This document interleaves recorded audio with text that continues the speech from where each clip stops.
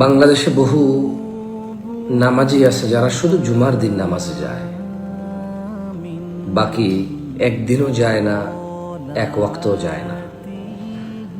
অথচ পৃথিবীর বহু দেশে মুসলিমরা অপেক্ষায় আছে কখন সে দিনে 5 বার যেতে পারবে মসজিদে, কখন সে প্রতিদিন যেতে পারবে মসজিদে। 18 বছর বয়স কখন হবে তার, কখন সে মসজিদে প্রবেশ করার অনুমতি পাবে।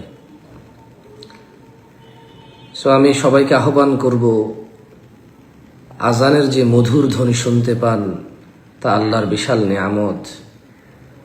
এই বাংলাদেশ বিশাল নেয়ামত, এই বাংলাদেশের স্বাধীনতা বিশাল নেয়ামত।